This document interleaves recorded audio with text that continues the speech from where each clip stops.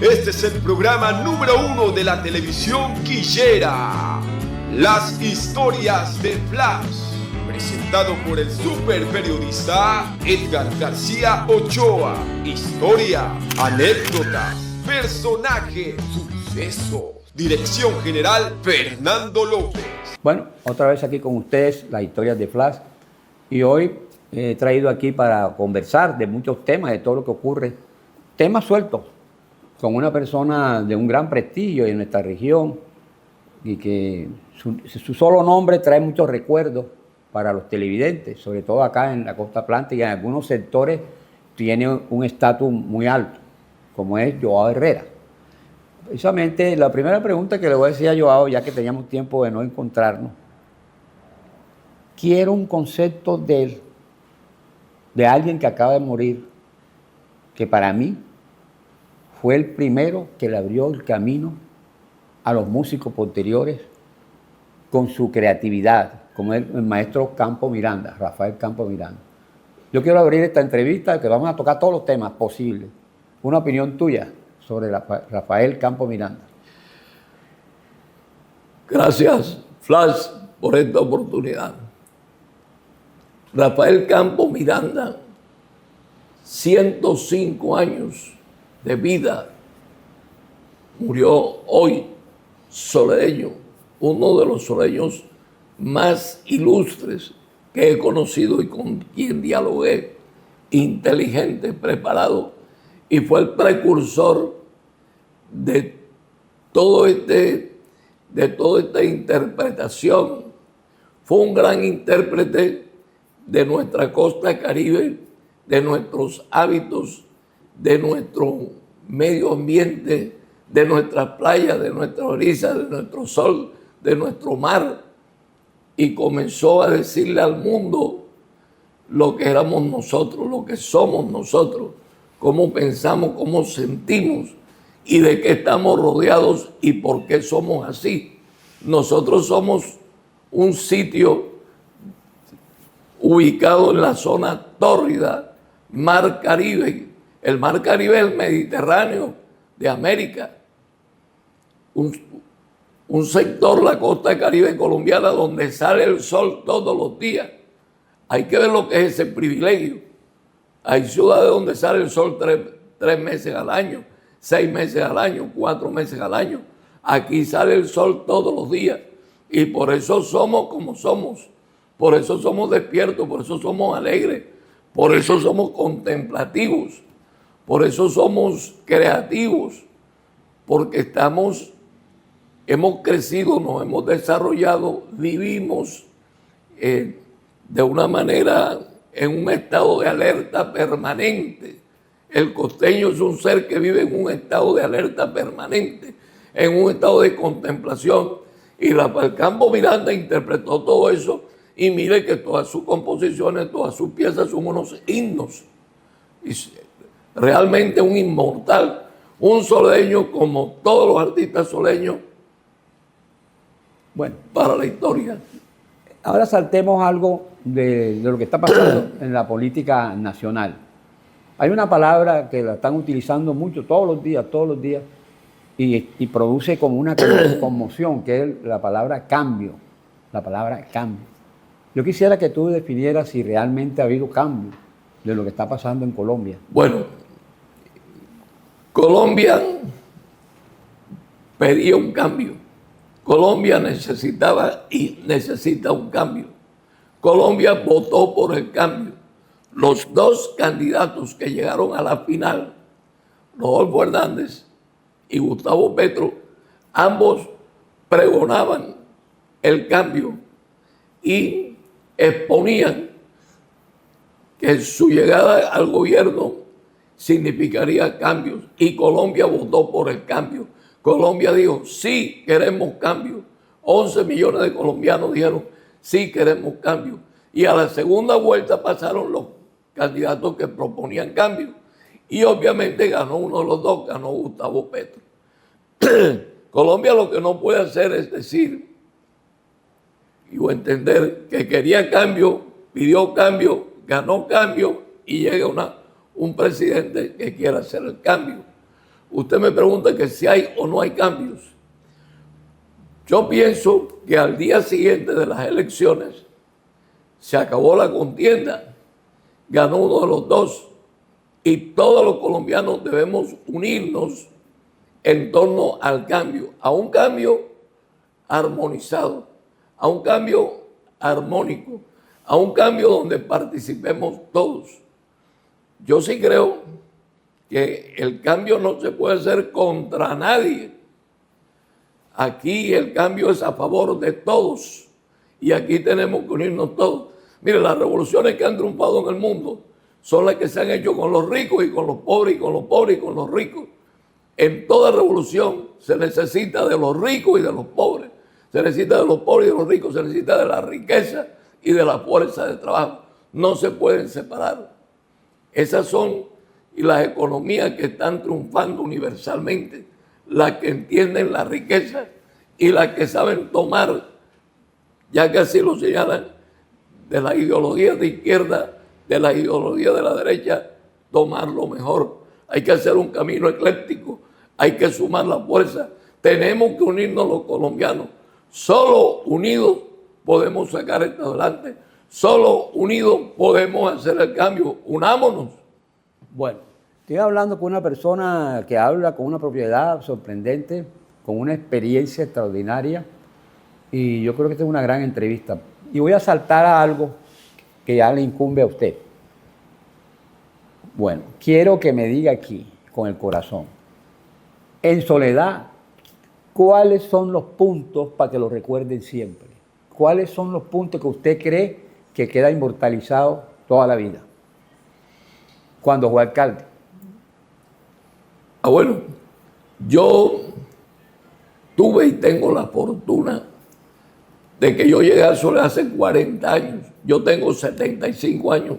Yo llegué a Soledad de 35 años cuando ya era abogado especializado. Llegué como subnotario y cogí una notaría en el puesto 450 y la dejé en el 8º puesto a nivel nacional. Y convencí a los soleños de que sus diligencias notariales, registrales de tipo civil patrimonial, había que hacerlas en Soledad y no en Barranquilla. Porque es que Soledad está construida hacia Barranquilla. La calle 30 va y viene a Barranquilla, la 17 a veces 18 va y viene a Barranquilla, Murillo va y viene a Barranquilla. Yo hice las transversales que hay hoy en Soledad. Al soleño le queda más fácil venir a Barranquilla, al soleño del suroccidente, que ir a la plaza. Entonces, eso fue marcando unos hábitos de que el soleño hacía todo en Barranquilla. Ahora el soleño hace por lo menos estas cuestiones notariales, registrales, las hace en el mismo Soledad. Yo llegué a Soledad cuando existían 80 barrios. Soledad tiene hoy 212 barrios. Yo asistí a la creación de más de 100 barrios que eran fincas. Por eso Soledad, los barrios tienen nombre de fincas. Los cerezos, los robles, los girasoles, los cedros, los campanos, en fin, la mayoría de los barrios de Soledad tienen nombre de finca, porque eran fincas, muchos fueron invadidos.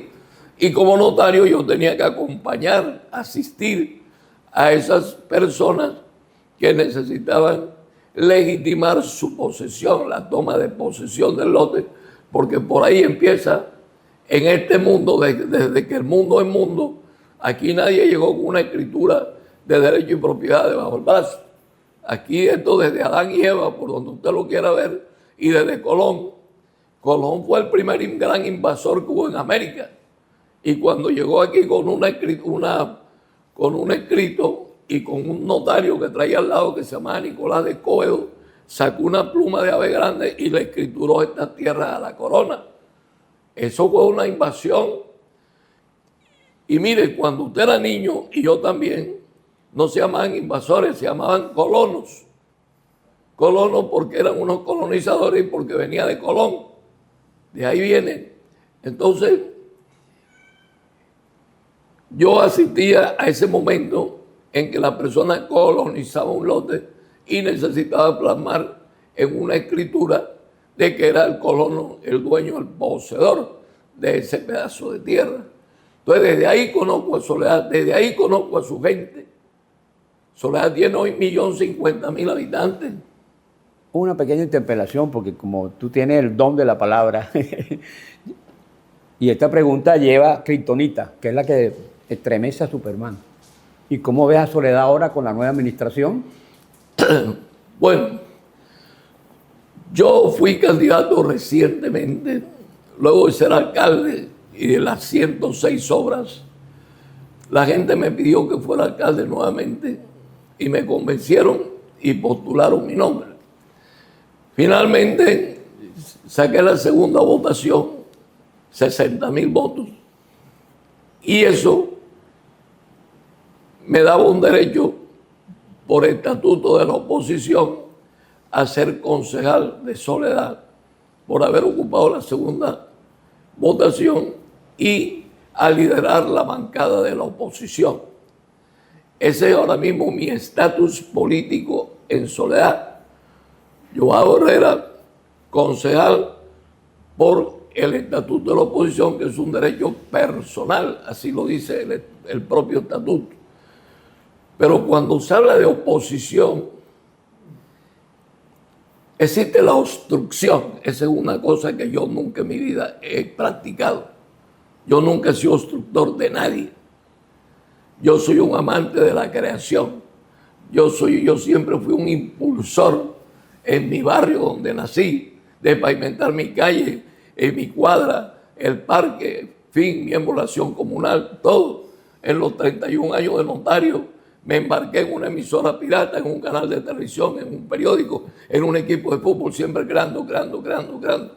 Bien, entonces, en este momento, yo soy una persona que hace una oposición constructiva, reflexiva, y que estoy pensando, mirando, observando, apoyando todo lo bueno, porque todos tenemos el compromiso diario de mejorar lo bueno y corregir lo malo. En eso ando yo, en eso. ¿Cómo veo la administración? Empezando. Han presentado unos proyectos de acuerdo que me parecen necesarios. Un plan de desarrollo en el que me veo identificado porque, perdonen tanta vanidad, parece que lo hubiera hecho yo. Allí está todo lo que yo pregonaba en mi candidatura. Si yo soy alcalde, haré esto y esto y esto y esto y esto. Y acá de frente un plan de desarrollo donde aparece plasmado todo eso. Entonces, ¿yo cómo hago para votar en contra de ese plan de desarrollo? De acuerdo. Hay Bueno, personas... hay una segunda parte.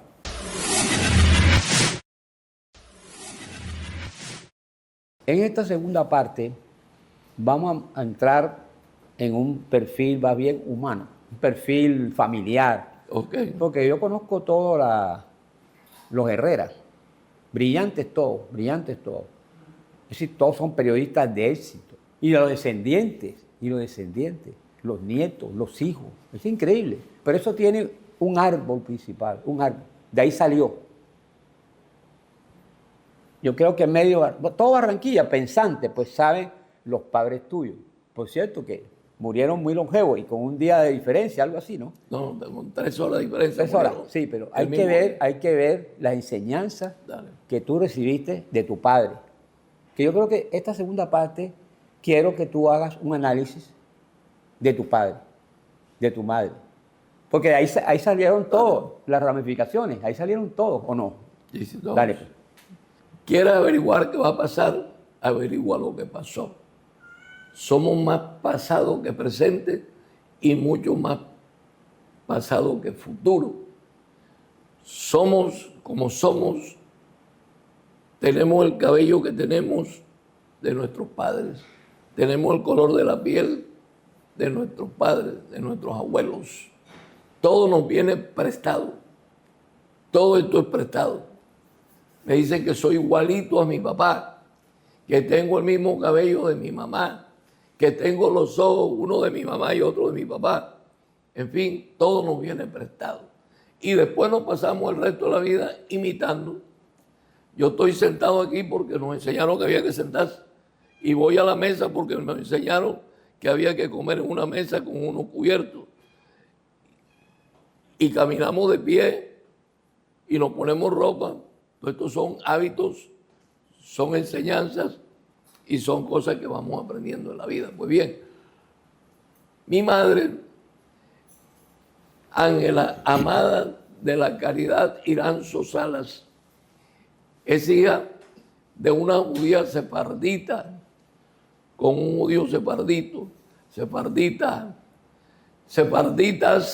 porque en hebreo España se escribe sefar. Entonces los judíos españoles son judíos sefarditas.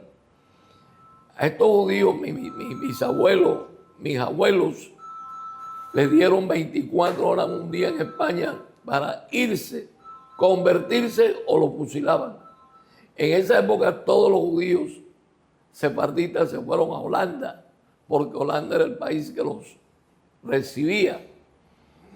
Y de allí los que decidieron venirse a América o a Sudamérica, muchos se fueron a Argentina, a Uruguay, pero los que decidieron llegar a Sudamérica, Centroamérica, llegaron a Curazao, porque Curazao era un protectorado holandés.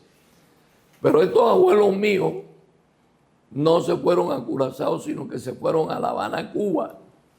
Y allí en La Habana, Cuba, nació mi mamá.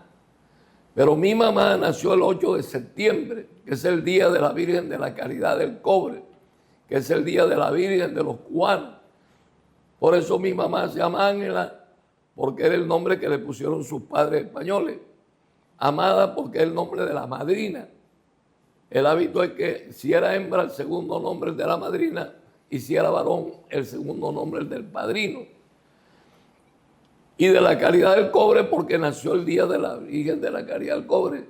Iranzo, porque era el apellido de mi abuelo Wenceslao Iranzo del Castillo Iguidé. Y Salas, que es un apellido que vino de orillas del Jordán, en Judea. Salas era un nombre. Salas era tío de Abraham, Salas. Pero hubo tantos Salas que lo tuvieron que convertir en apellido para que cupieran todos. Si usted se llama José, con José caben 4 o 5.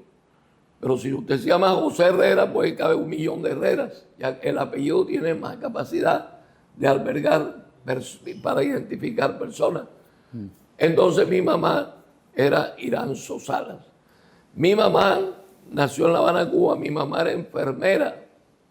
Y la especialidad de ella era tratamiento del dolor. Cuando no existía la anestesia y el dolor se trataba, era sobando a la persona, queriendo a la persona, cantándole a la persona, para que el dolor se durmiera, como lo duerme hoy la anestesia. Pero cuando no había anestesia, usted tenía que anestesiarlo con cantos, con palabras, en fin. Pero mi mamá, mi abuelo, mis abuelos decidieron venirse a Barranquilla. Y se vinieron a Barranquilla. Y aquí se encontraron con mi papá, Víctor Manuel Herrera de la Espriella, Víctor Herrera de la Espriella, que era un barranquillero, hijo de una cartagenera, Leonor de la Espriella, con un barranquillero, Miguel Herrera, nieto de unos soleños que también tenían origen español. Mi padre, comunicador, docente, escritor, periodista, en mi casa había una biblioteca de 5.000 libros. Ahora. En el barrio de los Andes, que son clase media, media y hasta media baja. En una casa de clase media no hay biblioteca, no hay un sitio para la biblioteca. Tiene una sala, tiene un comedor y tiene un cuarto, 2 cuartos. Y aquí hubo 5.000 libros. Y los 5.000 libros entonces estaban en el techo, debajo de la cama, en el escaparate. Se dañaba una nevera, los metían en la nevera, en fin. Pero había 5.000 libros. Por eso todos mis hermanos, mis 8 hermanos, mi papá nos enseñó el hábito del libro. Y mi papá decía, porque estábamos en una lucha tremenda, 8 hermanos, mi papá decía, enamórense del libro, y nos mostraba un libro. Este es el único que les da todo, que les enseña todo, gratis, no les cobra. Y después que termina de darle todo, no les pide ni prima, ni vacaciones, ni cesantía. Enamórense del libro, para que un día estos tengan casa propia y puedan vivir al norte, nos decía mi papá. Nosotros que estábamos todos en la escuela número 14 del barrio de Los Andes, gratis y a pie. Ese es un homenaje que le haces a tu papá, que mañana es el Día del Padre. Sí. Pero bueno, aquí también tenemos que hablar de que siempre de un personaje hay una mujer al lado. Qué bendición, ¿verdad? Que tú hables de Alba Olaya, que también tiene un nombre, tanto que merece una entrevista. Bueno, y algo más, inclusive yo creo que ella podría, ve que te lo doy como una insinuación, escribir un libro. Claro. Porque la forma de todo lo que ha vivido ella, lo que ha hecho ella y lo que ha organizado sus hijos, Sí, merece sí. también un trato muy especial. Bueno, después de la escuela 14 en el barrio Los Andes, pasamos al Colegio Barranquilla. Nosotros casi todos somos bachilleres del Colegio Barranquilla para varones, también gratis y a pie. Por eso yo no creo que el pelado no puede ir a clase porque no hay para el transporte. Hombre, nosotros fuimos siempre sin transporte, hasta cuando había para el transporte era a pie. Teníamos que ir a pie, nos fuimos a pie. Pues bien, y de ahí vienen pues los 8 hermanos que tú conoces, que son Esteban, que es periodista, abogado, cineasta, en fin, escritor. Mi hermano Rafael, abogado también. Mi hermano Lao Herrera, periodista, locutor, comentarista, crítico, un hombre de carácter serio, honesto, transparente. Eso sí, mi papá nos enseñó la línea recta, la honestidad. Mi papá decía, si no eres honesto por virtud, tienes que ser honesto, así sea por picardía, pero tienes que ser honesto. Porque el bandido es bandido porque no sabe las ventajas que tiene ser honesto. El bandido come bien 3 días, el honesto come regular toda la vida, entonces es mejor regular toda la vida. Bueno, háblame, acabas de hacerte una introducción de Alba. Sí, Bueno. y te termino. Lau, después Seger, mi hermano Iván, que es el canciller de la masonería, es un hombre que ha hecho 18 libros, mi hermano Tano ha hecho 11 libros, en fin, mi hermano Víctor y Roque, que son mis 2 hermanos menores, psicólogo y abogado el otro, periodistas los 2, comunicadores, columnistas, en fin. Pues bien, en medio de todo esto, yo estudiaba Derecho y a mí me gustaba el penal, el derecho penal.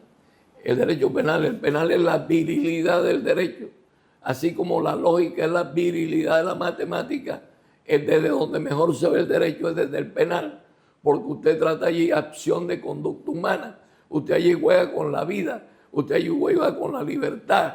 Entonces el derecho penal es la parte viril del derecho y a mí me gustaba. Y yo soy penalista de la Universidad Externado de Colombia, de la época de Alfonso Reyes Echaldía, de Jaime Bernal Cuellar, de José Antonio Cancino Moreno, de Julio Enrique Romero Soto y de todos estos grandes del externado. Esos eran mis profesores. Pero estando yo en el ejercicio del penal, en una ocasión, en esos sorteos de los procesos penales, yo apoderaba a alguien y correspondió un caso en un juzgado penal. Y yo en esa época defendía, me dedicaba al estupro. El estupro estaba penalizado, hoy no está penalizado. El estupro es un delito que está en el Código Penal. Cuando estaba penalizado, que decía, el que bajo falsas promesas de matrimonio induzca a una mujer al acceso carnal tendrá de 4 a 8 años de cárcel. Y entonces en la época mía y en la época tuya, Flash, que eres de mi misma edad, uno no se acostaba con las novias, ni tenía relaciones sexuales con las novias, ni dormía con las novias en la casa de la novia o en la casa de uno. En la época tuya y mía uno se tenía que casar para poderse acostar con la novia. Así es. Y si se acostaba con la novia y no se casaba, iba preso. Iba preso precisamente con esta figura del estupro. Y yo defendía a los que iban presos. Y era la época en que la mamá reclamaba que me perjudicó a la hija, que me engañó a la hija, que me rompió a la hija. Bueno, pero alguien me dijo, deja que caiga en manos de una juez penal mujer seria y de carácter para que vea lo que te va a pasar.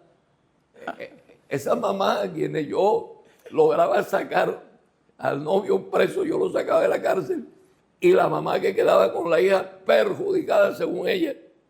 ¿Y cómo me hablaba de perjudicado? Que ni siquiera le ha comprado la cama para dormir. Bueno, entonces resulta que me tocó en un juzgado donde la juez me aplicó la ley y mire lo que me pasó. Perdí el caso, pero me casé con la juez. Y después, los que me habían dado el poder me iban a linchar. Porque dijeron, oye, este abogado nuestro terminó fue casándose con la juez y nosotros perdimos el caso. La juez metió preso al novio que yo estaba defendiendo, al que había tenido el acceso carnal violento con falsa promesa de matrimonio. De ahí arrancamos 50 años de matrimonio. Y mira lo que pasó. Las cosas de Dios. Me encontré con una persona que había sido formada como yo, como nosotros. El señor Luis Olaya Herrera, el dueño de Transporte Olaya, de Delicia Olaya, era un hombre de carácter serio, honesto, transparente y formó unos hijos en la misma línea. Y cuando me encuentro con ella nos damos cuenta que estamos corriendo en el mismo carril. Y eso me ha servido porque en muchos sitios donde yo estuve, a veces uno flaquea. Hombre, pero bueno, no se puede, pero vamos a hacer el favor al tipo, vamos a hacer el favor. Entonces tiene una mujer loca que dice, no señor, eso no se puede. Bueno, verdad, tiene razón, eso no se puede. Pero si tú tienes al lado alguien que flaquea y que te empuja, no, vamos a hacer el favor. Y al calanchinar y la vaina termina tú metido en un problema. Entonces ella ha sido mi aliada. Han pasado 50 años. 50 años. Increíble. Tenemos 7 hijos. Ella, antes de la entrevista, perdonas la interpelación, yo quedé asombrado de la narración que hizo Alba de sus hijos. Todos exitosos. Sí, pero sí, no sí. solamente exitosos, algunos científicos Sí. y algunos. O sea que es una familia muy privilegiada, los Herrera. Hombre, porque teníamos el hábito de la lectura, Sí.